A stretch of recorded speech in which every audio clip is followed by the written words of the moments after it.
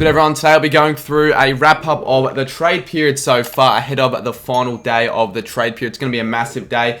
One of the biggest trade periods that I can remember in, well, a very long time, if not the biggest. Just so many trades happening left, right and center. It's so difficult to keep up to date, but that's what I'll be doing in this video. I'll be going through every trade that has occurred so far, doing a bit of a brief overview, and then after that I'll be going through every single site to see sort of what they're looking at ahead of the final day in terms of, you know, who they're bringing in, who they're trading out, and over the next few days I'll be doing a lot more trade videos, so I expect a couple more videos streamed tomorrow. And if you guys aren't yet subbed, we're trying to get to 25k, so if you're enjoying the trade content and you want to see more, subscribe to the channel. I think 50% of you guys watching the channel aren't even subscribed anyway, so yeah, let's get a goal of 25k by the end of the year.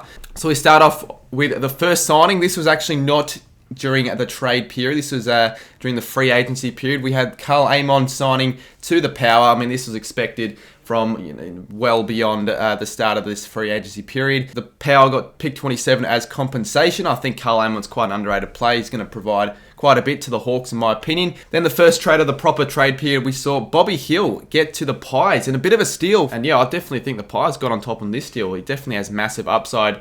Bobby Hill just didn't really get to play too much footy for obvious reasons. But, you know, Bobby Hill, I reckon he's going to be a very, very good player for the Pies. And, you know, some have been even comparing him to Leon Davis. The next deal saw Tim Taranto heading to GWS in return for 2 top 20 picks, first round picks in pick 12 and pick 19. Definitely worth it as someone at his caliber. And then the last pick on the Monday, a bit of a surprising one to be honest, because I wasn't expecting this one to get done so early as it was sort of brought up quite abruptly. But Jayden Hunt heading to the Eagles as an unrestricted free agent, and in compensation the D's got pick 52. Again, I don't know why the Eagles are targeting another mature age recruit, considering that they really do need to get more youth into their squad. We then saw Blake Acres get traded to the Blues only for a future third round pick, which is certainly unders for a player like Blake Acres, who had a severely underrated season last year. Yeah, a bit of a steal definitely for the Blues there. I reckon he's definitely going to be a good addition to their squad.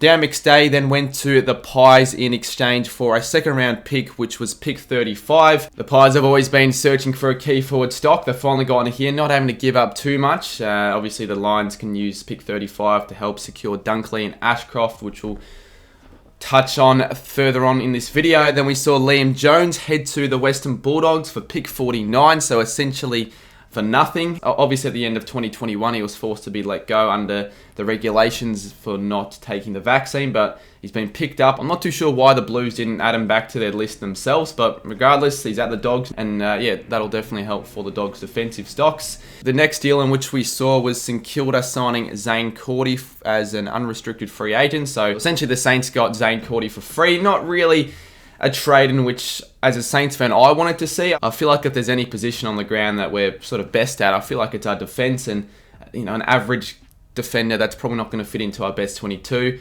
Was it the best decision for the Saints? I'm not too sure. Maybe he can prove me wrong and, you know, actually play a few games next year and prove his potential, but a deal in my opinion that probably didn't need to be done. We saw the Dockers then robbed in another deal. This was Griffin Logan, Darcy Tucker, both heading to North Melbourne in exchange for North Melbourne's future second, future third and future fourth. They used their special assistance package to secure the two. Griffin Logan himself requested a trade to North Melbourne for extra opportunity, and I think a better contract as well of upwards of $100,000 to $200,000. So you can understand why he'd make the move, but, you know, you think at the same time, why would you want to leave an emerging side to a side that's arguably rock bottom? But I guess, you know, for money and better opportunity, that does make sense. The next trade we saw was Ben Long as well as a future fourth round pick from the Saints heading to the Suns in exchange for pick 32. That's certainly unders for a player of his caliber, especially considering he had a really promising finish to the season. A player that I certainly would want to keep, but because of his good finish to the season, you know, clubs are obviously going to be interested in Long, while he requested a trade to the Suns. So, you know, there was no real way of the Saints keeping him, unfortunately. The next trade we then saw was Tom Berry, pick 46, and a Lions future second round pick head to the Suns in exchange for pick 25, 36 and 56. Obviously the Lions needing to get as many draft picks to get all those points in acquisition for Will Ashcroft. We then saw the Dockers get Josh Corbett, a small forward who didn't really play many games last year. I only think managed the one game in 2022. And as a result of that, obviously the Dockers weren't going to be offering too much for him, only offering a future 4th round pick. So essentially Josh Corbett heading to the Dockers for free there. And then we saw Tanner Bruin, a promising youngster of the competition, head to Geelong. Geelong are just getting all these plays. They've definitely probably been the big winners this trade period so far. Obviously, Bruin being a top 10 draft pick, the Giants need a bit of compensation, getting pick 18 in return. They've got a huge draft hand, which I'll be touching on a little bit later on. And then we saw some trades actually happen, because that was during a time where Thursday, Friday, there were only like 2 proper trades occurring. It was a very slow period. Monday saw 5 trades occur, the first of them being Toby Bedford heading to the D's.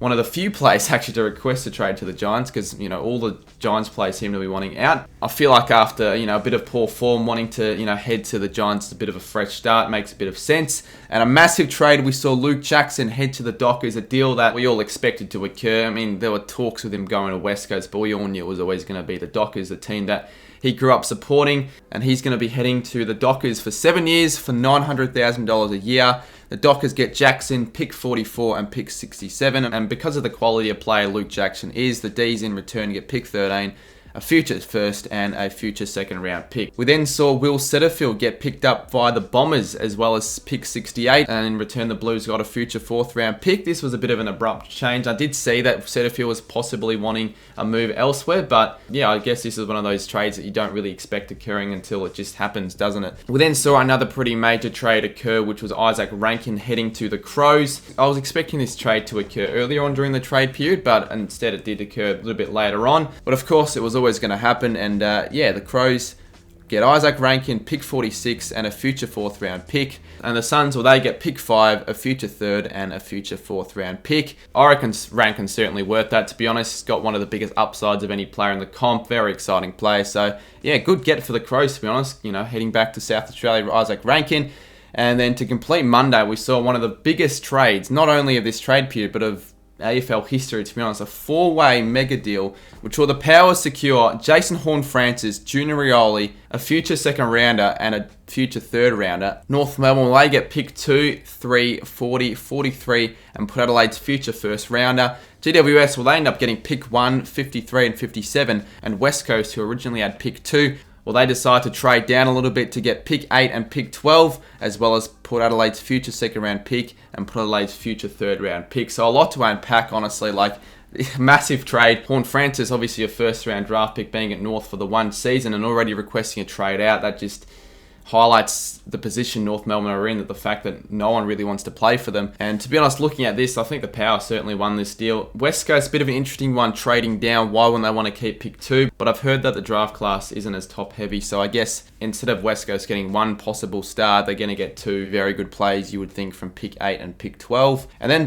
already we've seen a few trades occur on the Tuesday. The first happening quite early. Jack Gunston was always going to happen, heading to Brisbane for 2 years, I think it was, and Hawthorn in return getting pick 48 and a future 4th.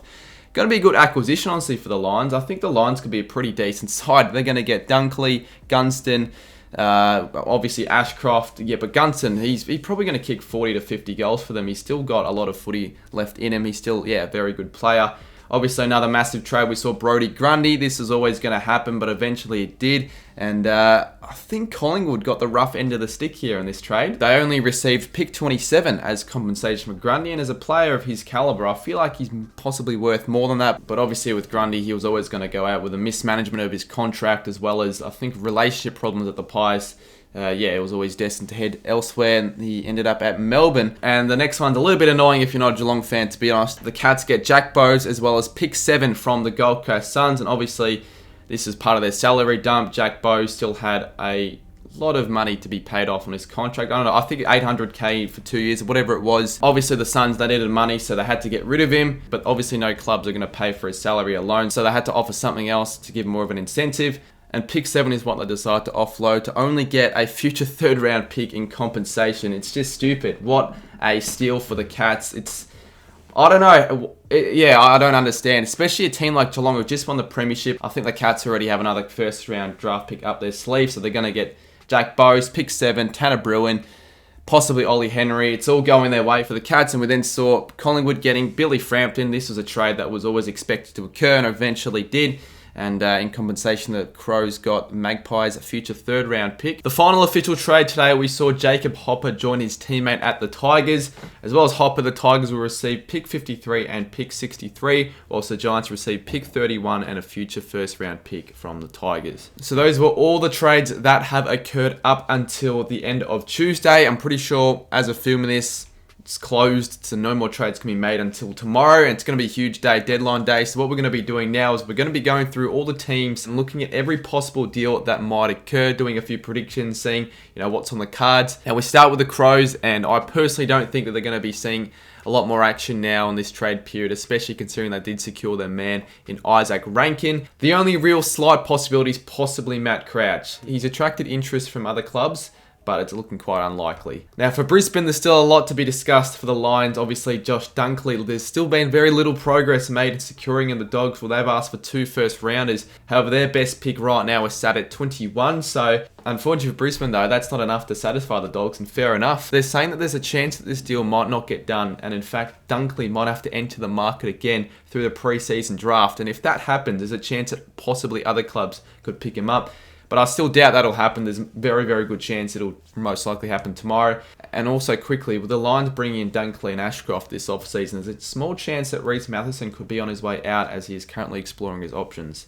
Now with the Blues, they're certainly set for a quieter trade period, with their main priority being in the draft. And they're probably not going to be looking at any more trades done. There's only one current active trade talk, which is the possibility of Paddy Dow heading elsewhere, but doesn't really look like it's going to be very likely. Now with Collingwood, we've got a lot to discuss with because, they've certainly been the busiest side during this whole trade period, offloading and bringing in so many players. They've already brought in Hill, McStay and Frampton, and are looking at bringing some more players tomorrow. The biggest name right now, which is still available, is Tom Mitchell. And to be honest with you, I'm very much unsure whether he's going to end up at the Pies or stay at the Hawks. If he does end up going to the Pies, it's looking like he'll probably be traded for picks 41 and pick 50. And along with that, the Pies were also expected to secure Braden Fiorini from the Suns. However, with them being so preoccupied with all these other trades, this now might not even occur. There's also Ollie Henry. He wants to head to Geelong to play with his brother, but there's a stalemate at the moment because the Cats are currently offering pick 25, and at the moment, the Pies have denied that offer. And then there's also Caleb Poulter. There's a chance that he might be heading to the Suns as well. Now, with the Bombers, it looks like they're very much leading the race in acquiring Sam Wiedemann to help their forward stocks. It seems like he won't require too much to be given up. I'm pretty sure a third rounder at most, so it should be good for the Bombers there. And also, Aaron Francis is looking very likely to be heading to Sydney. And there are also some talks that there's a potential Tip and Woody come back to Freo, but I don't really know how true all of that is. Now with the Dockers, obviously we've got Roy Name, a big name to play out for tomorrow. He remains every chance of heading to the Dogs, even after the Dockers have refused to trade him, mark him as an essential player. But now that Jackson has been traded and the deal has been done, there's probably, I would say, a little bit more than a 50-50 chance he does head to the Dogs, and he'll probably go for around a pick in the top 30. They're most likely going to offload Meek to Hawthorn as well after securing the Jackson deal. And now there have been recent discussion that the Dockers are interested in Jager O'Meara as well as him possibly going to the Giants. Now with the Cats, we can probably be safe to agree that they've been arguably the big winners so far, securing Bowes, Bruin and pick 7 and not really having to give up much at all. As mentioned before, Ollie Henry could also be joining his brother Jack come into the trade period. But they'd probably need to offer a little bit more than pick 25. The Suns, well, they've been busy so far this trade period and could still see a couple of deals happen tomorrow again. Fiorini, there's a chance he could be going to the Pies, probably a less than 50% chance now. And they seem to have a bit of interest in securing out-of-contract Kangaroo Jed Anderson. For the Giants, well, they've essentially offloaded all of their players this trade period, with them having a brilliant draft hand as a result of it, including pick 1. As of very recently though, Jager O'Meara could be one of the few players heading to the Giants, with a trade looking quite likely, although as mentioned before, Fremantle are also looking like they might be acquiring O'Meara. And with Hopper just leaving to Richmond literally 20 minutes ago, the Giants were hoping to secure Soldo as part of the deal. This now is not going to be happening as he's staying with the Tigers. Now with the Hawks, as I mentioned previously, there looks to be a quite likely chance that O'Meara is going to be heading to his second expansion side. Tom Mitchell departing is also a possibility, as mentioned before. And Lloyd Meek from the Dockers, well, he could be heading to the Hawks to help replace Ruckstocks after Ben McAvoy's retirement. Now for the Ds, you can say they've had a pretty busy trade period as of so far, and they'll still be playing a role in all the trades that occur tomorrow.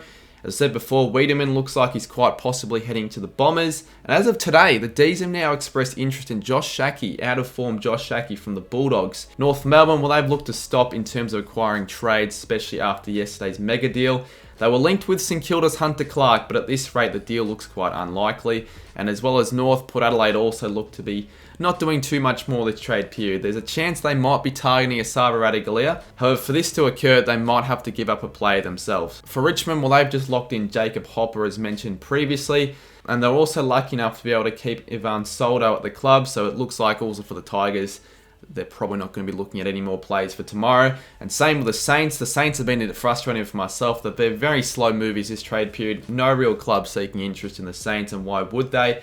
There were talks that, Hunter Clark could possibly be going to North Melbourne, but now it's looking quite likely he's going to be staying. Sydney, well, they seem opted in securing Aaron Francis from the Bombers for a future third rounder. It's possible a three-way trade might occur between the Bombers, the D's and the Swans involving the Wiedemann trade. For West Coast, well, I reckon they'll probably just leave it at that in terms of trades, not really picking up too many, having their main priority obviously on the draft. After the mega deal yesterday, the Eagles now have 2 picks in the top 12 and have parted ways with pick 2. Now, certainly, last but not least, the Western Bulldogs. The Dogs, they're going to be the busiest side in the trade period tomorrow. I mean, for starters, you've got Dunkley. The Dogs currently, they want more from the Lions in exchange for Dunkley, particularly after winning the best and fairest. So we'll see what happens with that. And as mentioned earlier as well, Rory Lobb, he's wanting to head out to the Dogs. But despite the Dockers being reluctant in trading him, as I said before, there's a good chance it might be occurring, but if it does, it'll most likely happen quite late, as well as the Dunkley deal. And then as well, Josh Schache, as mentioned before, well, he's also been linked to the D, so there's a chance he could also be heading to another club. So there we go, guys. That was the wrap up. All the trades so far as of Tuesday, as well as what we are sort of expecting for tomorrow. Again, if you enjoyed the video, leave a like, subscribe if you're new for more of this trade content. I'll be live tomorrow on deadline day to cover all the trades as it happens. So yeah, feel free to tune that, subscribe if you're new, and I'll see you guys very soon in my next video. Cheers.